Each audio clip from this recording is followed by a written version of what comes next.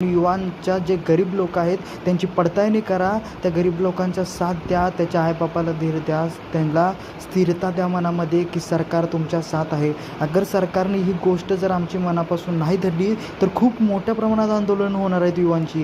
कारण युवांच्या मनाशी खेळणं आणि युवांना भडकणं हे आत्ता आंदोलनामध्ये चालू आहे. आंदोलनामध्ये काय चालू आहे आत्ता? 5 महिने कार्यकाळ वाढला, युवांना तुम्ही खुश व्हा, तुमच्यासाठी खूप मोठी गोष्ट झालेली आहे. पण जो JR येईल त्या JRमध्ये जर असं लिहिलं असेल की पुढं जाऊन तुम्ही कोणतंही पुढे तुम्ही काम मागू शकत नाही आहे, रोजगार मागू शकत नाही, हा फक्त प्रशिक्षणच आहे असं लिहिलं आणि तुमच्याकडून सही घेतली, तुमचा विषय संपला. 5 महिन्याच्या JRवरती तुम्हाला घरी पाठवण्याची तयारी सरकारने केलेली आहे.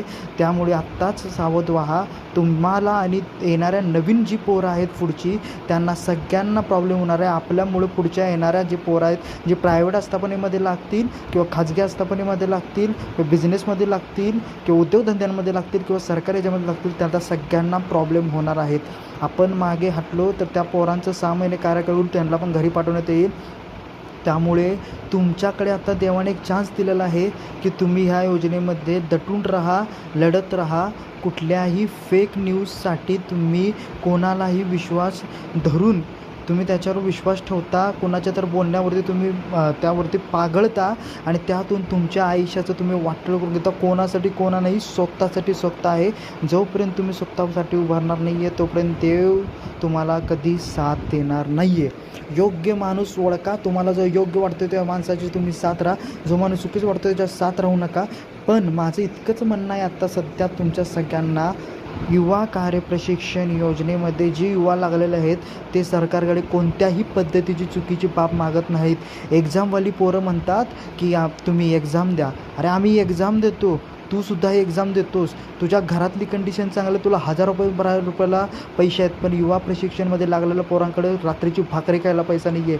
त्या पोरांचे हाल कोण देखणार? महायुद्ध जे झालं ते आपलं महाभारत, त्यामध्ये 5 पांडवांनी फक्त एक गाव मागितलेलं दुर्योधनाला की जेणेकरून त्यांचा उदयनिर्वाह व त्यांची जीवनशैली चांगली होईल, थोडंफार त्यांना राहाय प्यायला घर मागेल, परत दिलं नाही आहे. बांगलादेशमध्ये सुद्धा तेच झालेलं होतं. युवांचा हक्क काढून अनुकंपाला दिलता, अनुकंपातल्या लोकांना मोठ्या प्रमाणात भरत्या करून घेतल्या. त्यावेळी एक्झामवाली लोक एक्झाम देतात, तर अनुकंपवाल्यांना का चान्स मिळतो? असा मग प्रत्येक वेळी अपघात ज्या लोकांचा होतो, जी माणसं अपघातमुखी पडतात किंवा मृत्युमुखी पडतात त्या लोकांच्या सुद्धा घरातल्यांना डायरेक्ट गव्हर्नमेंट जॉब मिळाला पाहिजे ह्या दृष्ट्या तरी. म्हणजे त्या माणसाची 2 वर्ष सेवा असो किंवा 3 वर्ष सेवा असो त्याला अनुकंप मिळतो, त्याला पेन्शन मिळते. मग आता जर आम्ही प्रशिक्षणार्थी जर जॉब मागत आहे तर आम्हाला तुम्ही का जॉब देत नाही आहे? आम्ही तर रोजगारवरती मागतो आहे. 7000 शिक्षक जे परमनंट झालेले आहेत त्यांनीसुद्धा कॉन्ट्रॅक्ट बेसिसवरती होते, त्यांना सकट कोर्टाने मान्य केलेलं आहे. मग तुम्ही आम्हाला स्वीकार का करणं झाला आहे? आम्ही कोणती तुमच्याकडे चुकीची मागणी करतो का? नाही करत. लोकांना, युवांना जॉब देणं हे सरकारचं काम आहे आणि सरकारचंच काम आहे. सरकार व्यतिरिक्त आम्ही कोणाला भीक मागायला जाऊ शकत नाही. आम्ही इंग्लंड, ऑस्ट्रेलिया, फ्रान्स, USAला जाऊन नाही जॉब मागू शकत ना. सरकारचंच काम आहे की युवांना रोजगार देणं. तुम्हाला चुकीच्या पद्धतीनं म्हणण्यापेक्षा तुम्ही ह्यामध्ये बघा 2001 पासून कॉन्ट्रॅक्ट बेसिसच्या भरती चालू आहेत, तरीसुद्धा ती लोकं आत्तापर्यंत आहेत ना. मग युवा प्रशिक्षणार्थींनी चुकी केली.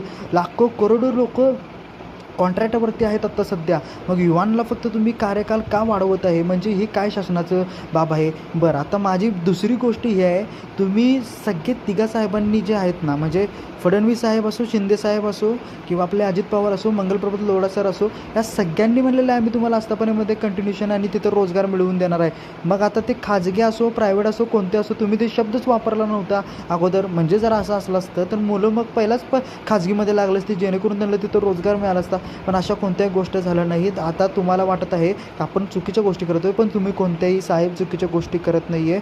माझ्यावर एक विश्वास हवा फडणवीस साहेब. तुमचा जो आता मनामध्ये वाटतं की आपण जर हे दिलं तर सगळे ऑपोजिट आपल्यावरती उठून दिसेल, पण ऑपोजिटवाल्यांनासुद्धा वाटतं. ऑपोजिटवाल्यांसुद्धा आम्ही जाऊन भेटून आलो सगळी लोक, सगळ्या खासदार आमदारांना निवेदन दिलं, जे सत्तेत आहेत सत्तेत नाही आहेत. सगळ्यांना सांगितलं की प्रशिक्षणार्थ्यांना रोजगार हवा आहे, रोजगार हवा आहे, रोजगार हवा आहे. आम्हाला रोजगार सोडून दुसरं काय नको आहे, काय नको आहे, काय नको आहे. तरीसुद्धा तुम्ही 5 महिन्याचा कार्यकाल का वाढवला आणि कुणाच्या म्हणण्यावरून हे झालं? म्हणजे काय कुठला बेस होता की जेणेकरून तुम्ही ते 5 महिन्याचा कार्यकाल गडबडीत स्वीकार केला आणि तुम्ही म्हटलं की 5 महिन्यानंतर आम्हाला जॉब मागायला येऊ नये. मग त्या युवांनी जायचं कुठं? महाराष्ट्रातली जी युवा पिढी आहे, युवा तरुण आहेत, त्यांना मग संध्या कधी मिळणार? त्यांची गरिबी कधी धुणार? त्यांच्या घरातल्यांना जे लोळे लावून बसलं असतं आपलं पोराचं शिक्षण संपल्यानंतर पोरगा आपलं कुठं तर लागेल, त्या गरिबाच्या घरातल्या पोरांचं होणार काय? हे सरकारनं मला एक्सप्लेन करावं. आणि माझी एक विनंती आहे सगळ्या युवांना, प्लीज एक मनापासून आज मी एक तुमचा मोठा भाऊ म्हणून एक सांगतो आहे,